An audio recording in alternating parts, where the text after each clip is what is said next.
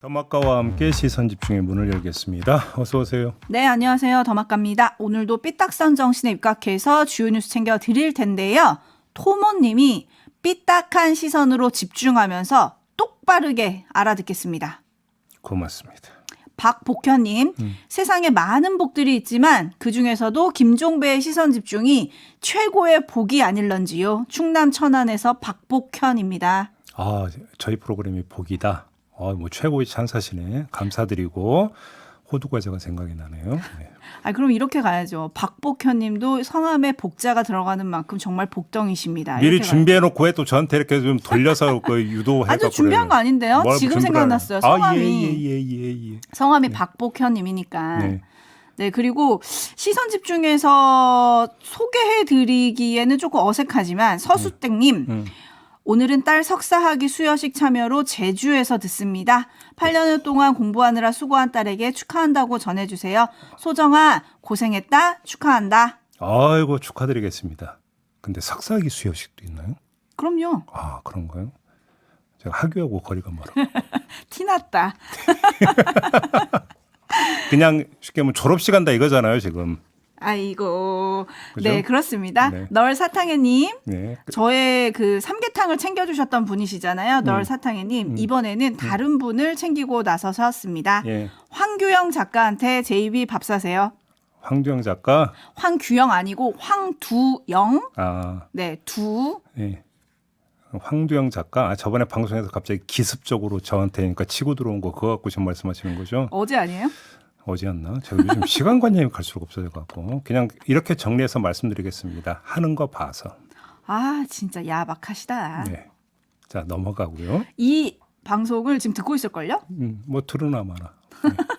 야박하시다. 네. 네, 널사탕해님이 아마 매일매일 댓글을 올려주지 않을까 싶은데요. 제가 체크되면 또 알려드리겠습니다. 네. 뉴스와 분석이 함께하는 JB타임즈 본격적으로 뉴스 챙겨드리겠습니다. 오늘 주목할 첫 번째 뉴스 오디오로 먼저 만나보시죠. 제3자 변제 방식을 거부한 강제동원 피해자를 대상으로 정부가 공탁을 걸려고 하는 시도가 번번이 좌절되고 있는데요. 정부가 법원에 냈던 이 신청서를 확인해 봤더니 우리 정부가 맞나 싶을 정도로 내용이 충격적이었습니다. 행정안전부 산하 일제 강제동원 피해자 지원재단이 법원에 냈던 이 신청서입니다. 여기서 재단은 일본 가해기업이 직접 변제하는 것과 제3자인 지원재단이 변제하는 경우는 아무런 차이가 없다고 주장합니다. 그러면서 그 이유를 댔는데 강제동원 피해자가 동일하게 금전채권의 만족을 얻을 수 있기 때문이라고 설명했습니다. 전범기업이 낸 돈인지 우리 정부 예산인지가 중요한 게 아니라 동일한 금액만 받으면 피해자의 만족감은 같을 거라는 주장입니다. 이 같은 논리는 수십 년 동안 일본 정부와 싸워온 피해자들의 생각과 정면으로 배치됩니다. 지금 내가 죽도록 그놈들한테 사죄받고 죽는 것이 소원인데 잘못한 사람한테 봐. 일본한테 받아야지. 일본한테 받아야지. 지원재단은 또 일본 전범기업의 사과에 대해 헌법이 보장하는 양심의 자유에 따라 어느 누구라도 사과를 강제할 수 없다고 항변했습니다. 그러면서 확정된 판결금 채권을 전범기업으로부터 받아야 한다는 것은 법감정의 문제일 뿐이라고 덧붙였습니다. 네. 뉴스 리포트에 나오죠. 우리 정부가 맞냐 싶을 정도로. 그렇죠? 저도 딱 일감이 그런 거였는데 한번 좀 분해를 해보겠습니다. 납득이 안 되는데요. 자, 채권자, 그러니까 지금 이 건 같은 경우는 이춘식 할아버지 건이거든요. 네. 그러니까 이춘식 할아버지 입장에서 한번 조금 전에 뉴스에서 소개해 줬던 재단의 논리를 재해석을 한번 해보겠습니다. 그러면 이런 얘기가 됩니다. 이춘식 할아버지는 감정을 앞세우는 사람입니다. 법감정이라고 하는 단어 나왔죠. 네. 법감정의 문제일 뿐이다. 이런 거 아니겠습니까? 그러니까 이춘식 할아버지는 감정을 앞세우는 사람이고 상대의 양심의 자유에는 아랑곳하지 않는 사람이고 그냥 돈만 받으면 되는 사람이다. 이런 규정입니다. 이춘식 할아버지를 이렇게 규정한 것밖에 안 되는 겁니다. 제 해석이 잘못됐나요? 이렇게밖에 해석이 안 되는데 자 그러면 다른 각도에서 비판도 가능한데 그저께 이의 신청을 기각한 전주지방법원의 기각 이유를 전한 바 있죠. 전주지방법원은 두 가지 중요한 이유를 들었었습니다. 첫 번째는 민법 제496조 채무 변제와 관련해 당사자가 거부 의사를 표시하면 제3자가 변제를 할 수 없다는 규정을 들었고 두 번째, 이 규정을 설명하면서 이 규정은 채무자에게 제재를 부과하는 측면이 있다는 해석도 덧붙였었어요. 재판부가. 네. 전주지방법원의 기각 이유에 따르면 재단의 주장은 바로 배척이 돼버리는 게 그냥 돈이 아니라 누구의 돈이냐 이게 지금 중요하다라는 거잖아요. 그렇죠? 그냥 재단 돈이든 일본 기업 돈이든 돈만 받으면 되는 것 아니냐라는 논리는 여기서 탄핵되는 겁니다. 말이 안 된다는 이야기가 되는 거고요. 두 번째, 그건 법 감정의 문제가 아니라 법적 정의의 문제다. 이거 분명히 해야 되는 거고요. 하나 더, 사과를 요구하는 건 양심의 자유 침해라고 했는데 이건 기본도 안 된 주장이다. 이런 말씀을 드리고 싶은 게 사과를 촉구하는 거와 사과를 강제, 명령하는 것은 전혀 다른 문제입니다. 지금 사과를 강제 명령할 수 있는 힘이 없으니까 촉구를 하고 있는 거 아니겠습니까? 사과를 요구하는 게 이게 헌법상의 양심의 자유 침해에 어떻게 해당이 된다는 겁니까? 이거는 재단 실무자가 쓴 겁니까? 아니면 로펌에 의뢰해서 로펌이 쓴 겁니까? 로펌이 그러니까 쓴 거라고 한다면 제가 볼 때 수임료 돌려줘야 된다. 왜? 기본도 안 된 문장이다. 이래서 말씀을 드리는 겁니다. 춘솔님들도 한결같이 비판의 목소리를 좀 내주고 계신데요. 예. 바이라이프님 기가 막히네요. 라고 표현을 해주셨고요. 네. 8672님 돈이 문제가 아니라 사죄와 명예회복을 원한다고 몇 번이나 말했나요? 들을 기가 있으면 좀 들으십시오. 라고 꼬집어 주셨고요. 진서님 이거 드라마에서나 보던 대화 아닙니까? 그냥 누가 주든 이 돈 먹고 가. 이 대화가 생각난다라는 분이 계시고요. 알권리님 금전적 만족이라는 표현을 보고 정말 제대로 치욕을 주네요 라는 댓글 주셨고요. 물프레님 때린 사람한테 받아야지 왜 우리 식구한테 받습니까? 정말 기가 막힙니다. 이런 댓글이 지금 줄을 잇고 있어요. 우리는 좀 약간 어려운 말로 회복적 정의라고 하는 개념이 있어요. 이게 뭐냐면 우리가 어떤 그 문제가 불거졌을 때 피해자가 가해자에게 공개 사과를 요구하는 경우가 많이 이제 나오고 있지 않습니까? 그러면 공개 사과를 왜 요구를 하느냐? 여기서 중요한 문제가 있는 게 공개라고 하는 게 중요한 거거든요. 공개적으로 사과 의사를 표명하면 다시는 이런 일을 하지 않겠습니다라는 다짐의 뜻을 여기에 담고 있는 것이고 자기 사과를 하는 쪽에서 자기 의무를 부과를 하는 거예요. 그렇기 때문에 이거는 어떤 피해를 회복시킨과 동시에 정의를 구현한다라고 하는 개념이 거기에 같이 들어가 있는 거거든요. 다시는 이런 일이 발생하지 않는다라는 다짐 내지 약속, 규율이 성립이 됐다라는 측면에서. 그러니까 강제징용 피해자들이 일본 전범기업에게 사과를 요구하는 것은 그 차원인 거예요. 감정을 앞세운 게 아니라. 그러니까요. 예? 도대체 어떻게 이렇게 해석을 할 수가 있는 겁니까? 지금 정부 산하 지원재단이 낸 입장문을 다시 보면 정부가 낸 돈이든 전범기업이 낸 돈이든 누가 내는지가 중요한 게 아니라 동일한 금액만 받으면 피해자의 만족감이 같을 거라는 주장이고요. 그리고 헌법이 보장하는 양심의 자유에 따라 어느 누구라도 사과를 강제할 수 없다. 이런 내용이잖아요. 그러니까 문자님이 와, 이 입장은 일본인에도 충격적인데 이게 지금 한국 정부 입장이라고요? 그러니까요. 근데 정말 드는 생각이 왜 그럴까요, 우리 정부가? 아니 이렇게 돼버리면 이춘식 할아버지는 뭐가 되는 겁니까? 돈만 밝히는 사람이 돼버리는 거잖아요. 아니, 근데 세상에 이건 모욕 아닙니까? 모욕? 예? 그러니까요. 아까 그래서 알권리님이 치욕적이라고 해주셨는데 왜 이렇게까지 우리 정부가 정말 하려는 걸까요? 이해가 안 되는 방향을 자꾸 밀어붙이려고 하니까 이해가 안 되는 논리를 앞세울 수밖에 없는 거죠. 뭘 더 이상 설명할 게 뭐가 있습니까? 한 번 꼬이면 스텝은 영원히 꼬이게 되어 있는 겁니다. 답답하네요. JB타임스 다음 주목할 뉴스는 어떤 겁니까? 해병대 사령부 공보정훈실이 그저께 공지사항을 언론에 돌렸습니다. 고 최수근 상병의 이름을 쓰지 말아달라는 내용이었다고 합니다. 그래서 그럼 어떻게 표기를 해야 되는데 이 부분에서 호우 피해 복구 시 순직 해병 또는 호우 피해 복구 시 순직한 고 최상병 또는 그냥 고 최상병으로 표기해달라. 왜요? 이런 요청이었다고 하는데요. 이런 요청을 한 이유는 아들의 이름이 계속 보도되어 부모님의 정신적 고통이 심하기 때문이다. 어허. 라는 거였다고 합니다. 참으로 세심하게, 참으로 살뜰하게 유족의 아픔을 챙기는 모습 같은데 그렇다고 볼 수가 없는 거죠. 왜 그런지 이유를 좀 조목조목 따져볼까요? 이런 일이 있었습니다. 유족이 해병대 사령부에 자료를 요구했습니다. 해병대 수사단이 경북경찰청에 이첩하려던 자료의 기록 목록, 수사단이 유가족에게 설명했던 설명의 자료, 수사단이 파악한 혐의 내용이 담긴 사건 인계서 등을 공개해달라고 했습니다. 하지만 해병대 사령부는 유족의 요구를 단칼에 거부해버렸습니다. 거부 이유는 전하규 국방부 대변인이 정례 브리핑에서 대신 전했는데 한번 들어보시죠. 공개될 경우에 그 직무 수행을 현저히 곤란하게 하거나 형사 피고인의 공정한 재판을 받을 권리를 침해한다고 인정할 만한 상당한 이유가 있는 그런 법 조항들을 비교했을 때, 그래서 비공개 대상. 그러니까 전하규 국방부 대변인의 설명을 해석을 하면 해병대 사령부가 유족 요구를 칼같이 거부한 이유는 칼 같은 원칙 때문이다, 이런 겁니다. 그럼 되물어 봅시다. 언론이 고인의 이름 석자를 쓰는 건 저널리즘 원칙에 부합하는 것입니까? 위배되는 것입니까? 고인은 억울한 피해자입니다. 그의 이름이 공개된다고 해서 고인의 명예나 유족의 명예가 실추될 이유는 전혀 없습니다. 이건 원칙입니다. 저널리즘적 원칙입니다. 다음, 현실적 측면 한번 봅시다. 고인의 이름 석자는 이미 보도될 만큼 보도가 됐습니다. 이제 와서 이름 석자를 안 쓴다고 고인의 신원이 보호될 여지가 없습니다. 오히려 이름을 빼고 성만 쓰는 건 국민의 알 권리에 부합하지 않고 오히려 국민을 희롱하는 것에 가깝습니다.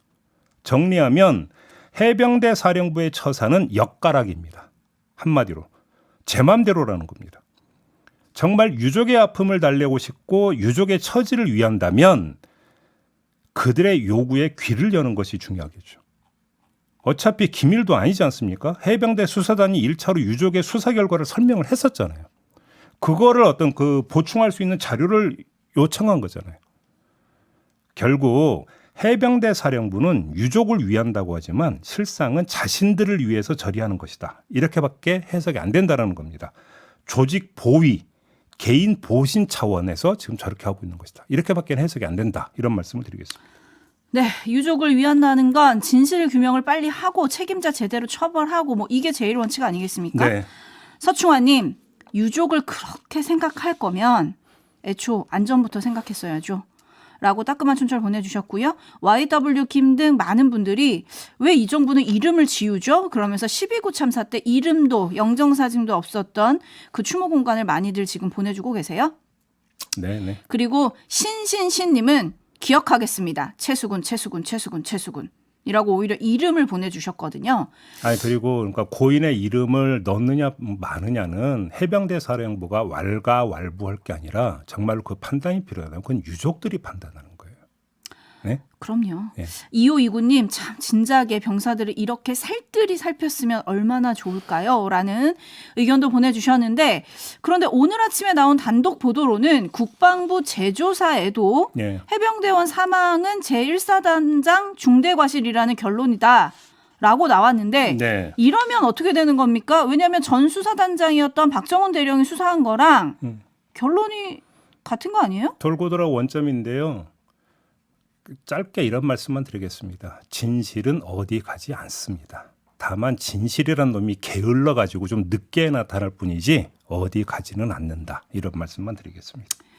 네, 그리고 여기서 또 주목할 일정이 오늘 있습니다. 승인 없이 TV 생방송에 출연한 박정훈 단장을 상대로 한 해병대의 징계위가 오늘 열릴 예정이에요. 네.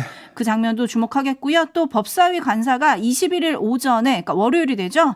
최상병 사건과 관련해서 현안 질의를 하기로 했거든요. 여기에 국방부 차관 등이 참석할 거라고 하는데 여기도 시선 집중하겠습니다. 네. JB타임즈 다음 주목할 뉴스 오디오로 먼저 만나볼까요? 제가 다시 불러드릴게요. 네. 어제 일본 아사히 신문에 하코다 데스야라고 하는 논설위원이 쓴 기사입니다. 네. 이 하코다 데스야 위원은 서울 지국장을 지냈다고 해요.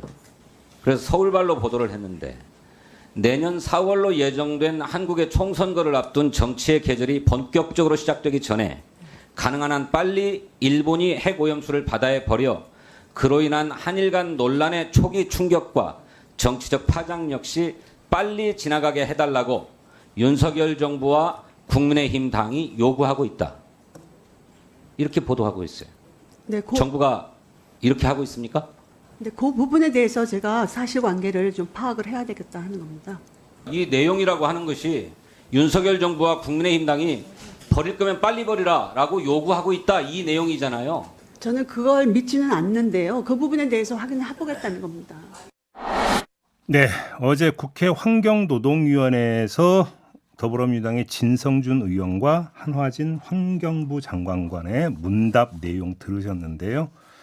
진성준 의원이 지금 뭐 이 오디오를 통해서 아사히 신문의 보도 내용을 전했으니까 여기서 뭐 다시 전할 내용과 필요는 없을 것 같고요.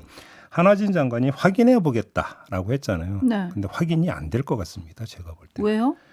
자, 아사히 신문 보도를 보면 이렇게 있어요. 그러니까 그러니까 방류, 오염수 조기 방류와 관련해서 그 의향은 일본 측에도 비공식적으로 전해지고 있어 일본 정부의 판단에도 영향을 미칠 것 같다. 비공식적으로 전해지고 예, 있는 건 아사히는 어떻게 알았을까요? 비공식적으로 전해지고 있다면 어디서도 확인이 안 된다는 이야기가 돼버립니다. 그렇죠? 그럼 여기서 두 번째 문제가 발생합니다. 지금 더마카가 이야기한 대로 비공식적으로 전달이 됐다고 치면 어떻게 이게 아사히 신문이 포착이 됐을까? 그러니까요. 여기서 이 궁금증을 일단 풀기 위해서 시계 태엽을 반대로 돌려보겠는데요.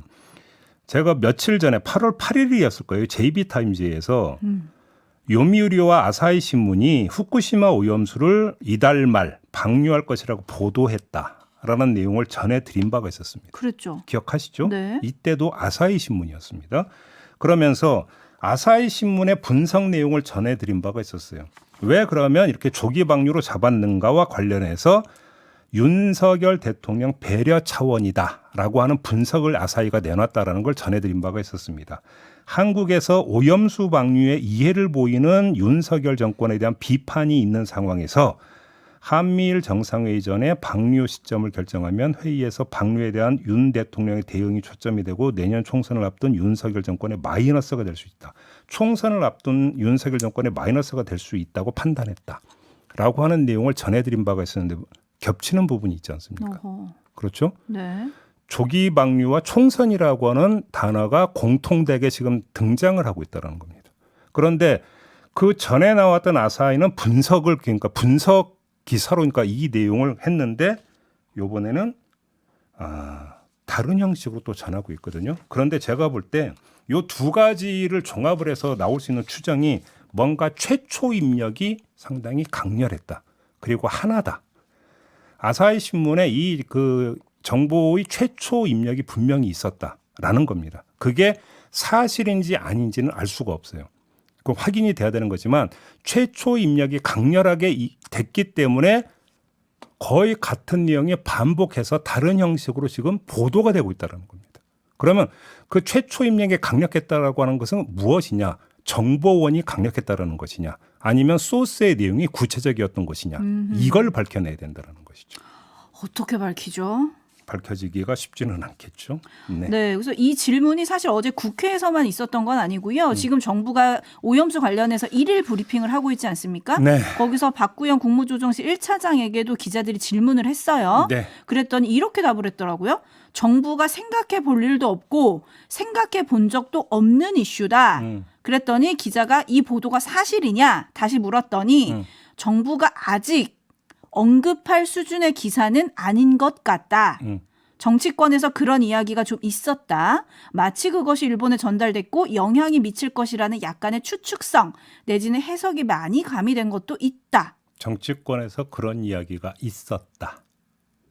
요 대목에 밑줄을 쳐야 되는 거겠네요. 그리고 추측성 내지 해석이 많이 가미된 것도 있다. 그러면 가미 안 된 부분도 있다는 건가요? 모르겠어요. 근데 중요한 것은 정치권에서 그런 이야기가 있었다라고 한다면 그게 알게 모르게 직접적이든 간접적이든 일본 쪽에 전달이 됐다는 이야기로도 해석을 해볼 수 있는 거 아니겠습니까?